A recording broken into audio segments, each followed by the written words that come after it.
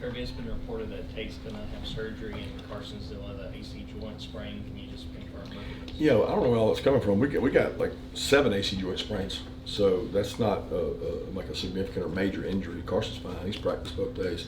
Tate does have an ankle. He's had tight roped already, and he's in the rehab process already. We checked it the night in the game and had to get it fixed, and he's getting it fixed already. So he'll be back as soon as he can, and expect a healthy and full recovery. Coach, Tyrion Ingram-Dawkins is a guy who's been getting on the field a lot lately and making a lot of plays. What stood out to you about him? His work ethic. He's done a great job. He talked to the team today about where he was in terms of his mental space when he was a young player, and obviously thought he should be playing more. And it's funny because he's matured so much from the time he was like, I should be starting, I should be playing, to realizing that he wasn't ready and that he needed to get better. And unfortunately, he didn't get to play a lot last year because of injury, but he has been able to play a lot this year, and he's done a really good job. Yeah, Coach, it seemed like Kentucky had a really good plan for you guys defensively. I'm curious, how often, if ever, do you get on the phone, or you guys get on the phone and call that staff and say, hey, what did you guys see and how did y'all prepare? How did y'all execute this plan? Doesn't work real good when you play him the next year. Coach, Governor Kemp put some executive orders into action today, and I'm sure you're familiar with the situation. Just your thoughts on and reaction to it. Appreciative. Want to be competitive as we can be in our field of endeavor. This world we live in, and it's not just us. Apparently, I mean, it's the whole state of Georgia, USG, and very appreciative of Governor Kemp and his staff for allowing us to be competitive and putting us on a level playing field, and to continue to support our student athletes. This is going to benefit the student athletes, and very appreciative of them supporting that and getting it done.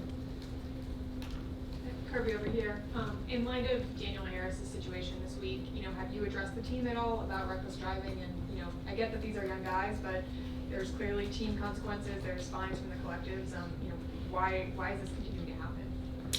Because we continue to have guys make poor decisions, and it's very unfortunate. And I know that our staff, myself, continue to drive home the sensitive nature of it. It's certainly a deadly speed when you talk about the speed that he was traveling at, and you want kids to grow up. You want to treat them like your own kids. You want them to grow up and make good decisions and learn from others' mistakes. And we have guys share, and yeah, we obviously continue to talk to them, but it hasn't stopped it. So we're going to find a way to do it. Yeah, how are Mykel Williams and Jordan Hill doing as you try to get those guys back in the defensive line? They're all working to come back. I mean, they're all doing the rehab process. Warren's really close. Warren's out there doing stuff now. Mykel's running. Jordan's running.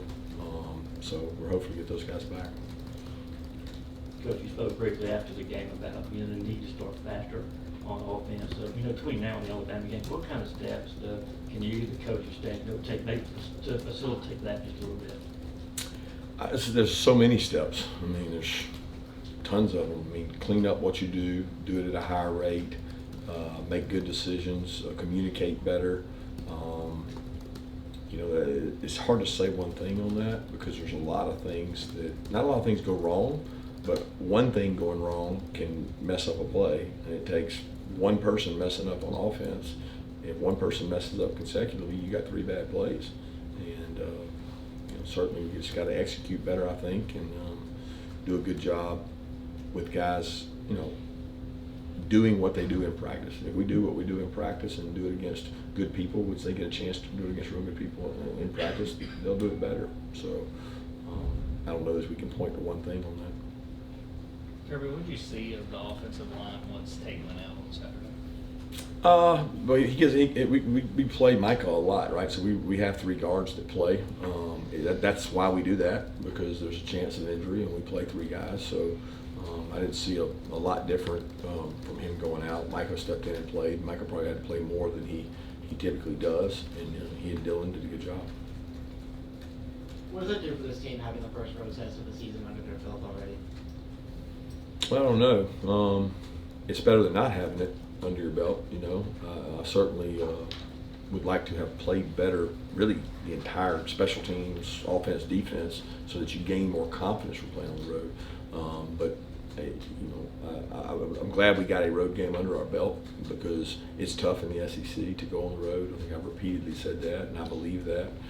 It's hard anytime you go play, especially when you got a team coming off a tough loss. So I'm glad we got that done, but how much confidence it shows is basically based on what you do this week and how well you prepare. Coach, when Carson comes up to the line of scrimmage, how much autonomy does he have to, like, you know, check, run, pass, left, right, those kind? Does he have all He has the to make autonomy he wants? decisions. He has to make decisions, but he doesn't have to make. It's really complicated. I mean, I'd be sitting here for an hour talking about football. There's plays that versus certain looks he has to check. So the play comes in, it's a run, he has to check to a pass. The play comes in, it's a pass, he has to check to a run. But then there's some plays that are checked run to run. There's some plays that are checked protection. So they're a pass, and he changes the protection based on it. There's some plays that are a run that he has to decide which way the run goes and whether he throws the ball on the run to the RPO. So if you're asking about checking plays, yeah, he has the ability to check some plays, and some plays he doesn't. Some he has to do based on what the defense is doing. But it's complicated. It seemed like a lot of crowded boxes, I guess, is why, and maybe that's because Deion Walker's in the middle of it and taking. Well, he's up only a lot one of body. time. He's just a huge body. Yeah. So, but I mean, does he do pretty good at that overall when you come to grading? Carson does a great job of understanding that and knowing what to do and getting hats on people, and you know that's why the run game's so critical. The best friend you have on the road in those environments is the run game. When you don't run the ball well, you better be dang good at something. Coach, up here, you had said after game on Saturday the approach was going to be about improvement this week, not so much rest and recovery. I'm just curious, how much over time has your approach to the bye week evolved since you started? No, it's always about improvement. I mean, you know, we're better never rest. Like, we're trying to get better all the time. So it's never. I've never had a bye week that I've ever had in all my years coaching that wasn't about improvement. It's about detailing that improvement and how are you going to attack it. Are you going to do the same thing you've done every year? Well, you may not have the same team. You may not have the same special teams. You may have different needs one year to the next. And you know, we kind of cater our off week to what we need, and that's not all based on Kentucky. That's based on Tennessee Tech. That's based on Clemson. That's based on injuries. It's based on improvement. And we change the schedules each bye week to fit to suit what we need. Yeah, what have you been able to see out of Trevor so far and what he's been able to bring to this offense? Toughness, great leadership, competitor. Trevor's one of the best, you know, guy. I mean, I can't imagine what kind of leader he would be if he had been in the program the whole time, because he's not afraid to speak out and talk and speak up, and I respect that about him, because he doesn't, you know, he hasn't had even a full year with these guys, but he's not afraid to speak up, and he's a tremendous leader in toughness. So that's what I've seen out of him, and I think he's getting into playing shape. I think it hurt him some, you know, not playing in that first game, and then he didn't play a lot in the second game, and then he played a lot in the third game, and I've challenged him, you know, conditioning wise going into that game, that I thought you know, he might get more action than he had, and he did, and he took advantage of it. Coach, a question about the O-line. You know, at a time when a lot of NFL teams are moving towards kind of more nimble, slightly smaller humans on the front five, it seems like you have been recruiting a lot of guys that are, to put it politely, quite heavy. You know, what do you see in them, and why are you kind of swinging the other way when a lot of the pro game and the rest of football is kind of going the opposite direction? Well, I don't know that I would agree with your assessment, because we don't necessarily go after heavy. We go after size. Size means a lot of things, right? So Maurice Mims is our heaviest guy, but he's the lowest body fat, and they seem to really like him. So he was 350 pounds and 16-17% body fat, which I think's the model offensive lineman. I want all linemen to be nimble, but if they're nimble and they get knocked back, then they're not as effective. And I'll be honest with you, the pro game is a little different than our game right now. They also have more starting quarterbacks out in the last 2 years than ever. So with that said, I don't know that they can find the right protectors to protect the quarterback. Kirby, you were adamant about developing depth and developing some of those younger players during the fall camp. How do you think that has affected the chemistry of this offensive unit early on in the season? I have no idea what you're talking about. Explain your question again. Well, you talked during the fall camp about Yeah, and developing. y'all ran with that and said that we didn't care about chemistry. No, when you try to gain depth, you practice a lot of people. Not necessarily with the ones. You practice a lot of people. We do 1s, 2s, and 3s. Well, when the 1s go, the 1s go. When the 2s go, the 2s go. And when the 3s go, the 3s go. We got a group of 3 offensive linemen that are 5 guys that are all true freshmen. They need lots of practice because guess what they're going to be next year?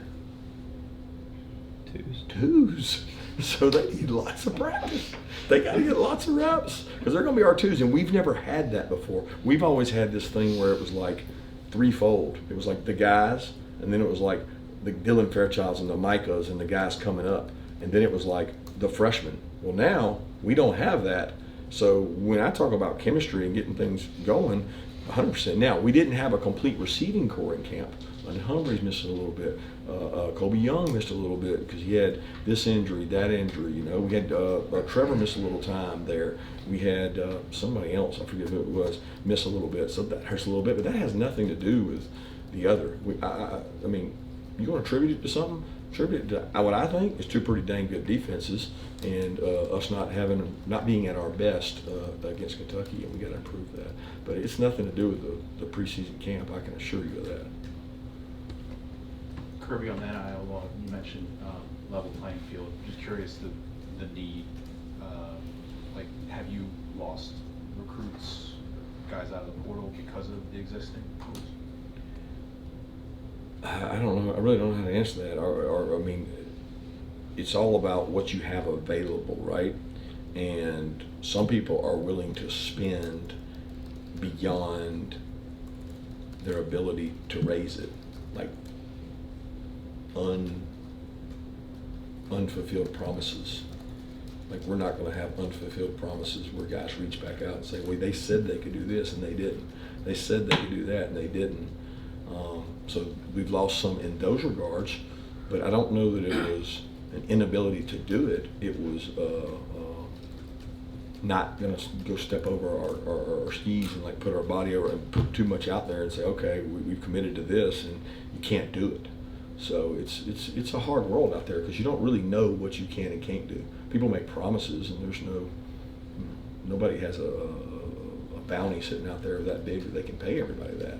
And so, you know, you try to be judgmental, you try to make good decisions on players. You want people in your program that really not making it about just that. Because when it's just about that, it'll never stop. And that's not going to change based on what the governor does. I mean, with the governor's thing, it's not like it's going to be this open surplus.